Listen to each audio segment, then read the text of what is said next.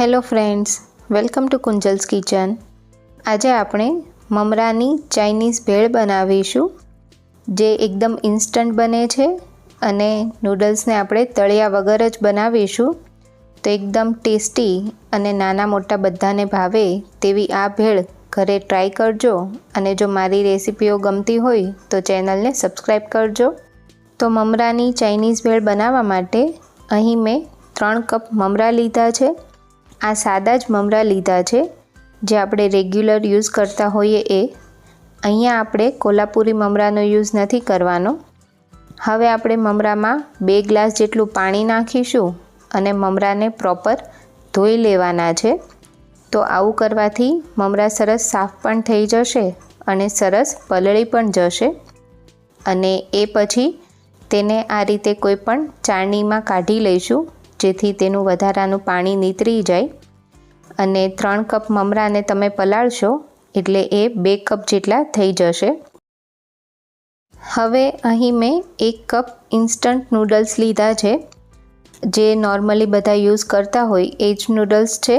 મેં અહીં ઘઉંના જે નૂડલ્સ આવે એ લીધા છે અને તેને આ રીતે થોડા તોડી લીધા છે. તેને આપણે શેકી લેવાના છે. તો જનરલી ચાઇનીઝ ભેળમાં નૂડલ્સને બાફી અને પછી તળીને યુઝ થતા હોય છે, તો એ થોડું ફ્રાઈડ વર્ઝન થઈ જાય છે. આપણે હેલ્ધી બનાવવા માટે નૂડલ્સને શેકીને યુઝ કરીશું. આ જે ઇન્સ્ટન્ટ નૂડલ્સ છે એ પહેલેથી ફ્રાય કરેલા જ હોય છે, એટલે એ કાચા નથી હોતા, પહેલેથી કૂક કરેલા જ હોય છે. આપણે એને તેલ નાખ્યા વગર જ એમ જ કોરા શેકીશું. તો જેમ જેમ એ શેકાશે તેમ તેનું તેલ રિલીઝ થશે અને એમાં જ આ નૂડલ્સ પ્રોપર શેકાઈ જશે. તો 2 થી 3 મિનિટમાં જ નૂડલ્સ આ રીતે એકદમ સરસ શેકાઈ જશે.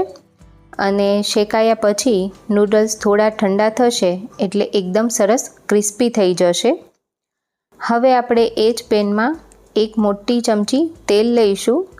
તેલ સરસ ગરમ થાય એટલે તેમાં 1 મીડિયમ સાઇઝનો કાંદો મેં આ રીતે ઊભો સમારીને લીધો છે, એ લઈ લઈશું.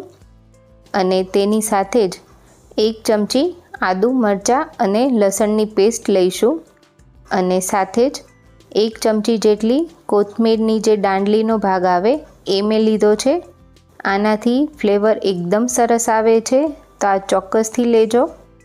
હવે આપણે બધી જ વસ્તુને પ્રોપર કૂક કરી લઈશું, જેથી આદુ લસણની કચાશ થોડી દૂર થઈ જાય અને કાંદો પણ થોડો કૂક થઈ જાય.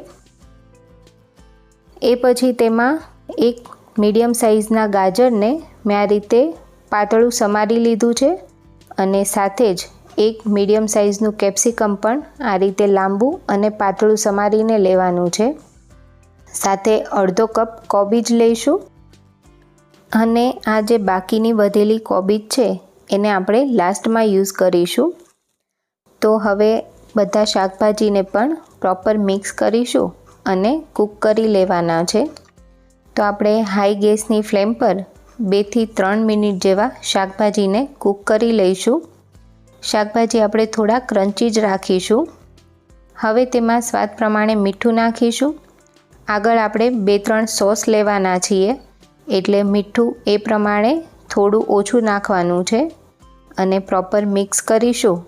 સાથે જ 5 ચમચી જેટલો મરી પાવડર લઈશું અને તેને પણ શાકભાજી સાથે મિક્સ કરી લઈશું.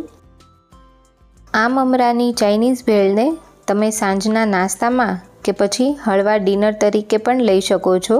એકદમ હેલ્ધી અને ટેસ્ટી બને છે. હવે અહીં મેં 1 ચમચી કાશ્મીરી લાલ મરચાંને 2 ચમચી પાણીમાં પલાળી લીધું હતું, જેથી આ રેડ ચીલી સોસ જેવું થઈ ગયું છે. તો આપણે એ તેમાં લઈ લેશું.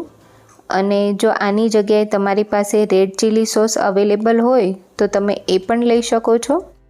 સાથે તેમાં 3 ચમચી ટામેટાનો સોસ નાખીશું અને સાથે જ 1 ચમચી સોયા સોસ નાખીશું. સાથે તેમાં 1 ચમચી નૂડલ્સ મસાલો નાખીશું. જે ઇન્સ્ટન્ટ નૂડલ્સનો મસાલો સાથે આવે એ જ લીધો છે. આની જગ્યાએ તમે આમાં જે મેગીનો મેજિક મસાલો આવે એ પણ લઈ શકો છો. હવે બધી જ વસ્તુ પ્રોપર મિક્સ કરીશું. અને આ સમયે જો તમને એવું લાગે કે મિશ્રણ થોડું ડ્રાય થઈ ગયું છે તો તમે તેમાં 2 થી 3 ચમચી પાણી નાખીને આ રીતે થોડું કૂક કરી શકો છો। હવે બધું થોડું કૂક થાય એ પછી તેમાં તૈયાર કરેલા જે મમરા હતા પલાળેલા એ લઈ લેશું અને મમરાને પણ પ્રોપર બધી વસ્તુ સાથે મિક્સ કરીશું।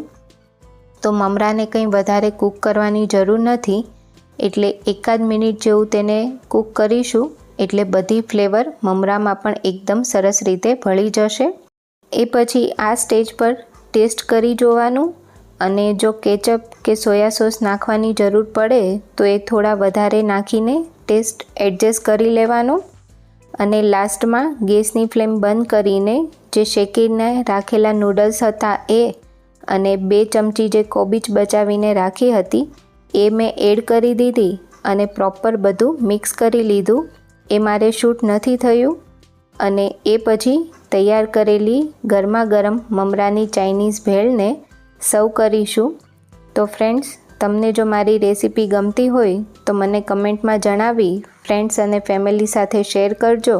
સાથે મારી ચેનલને જો સબસ્ક્રાઈબ ના કરી હોય તો સબસ્ક્રાઈબ કરજો।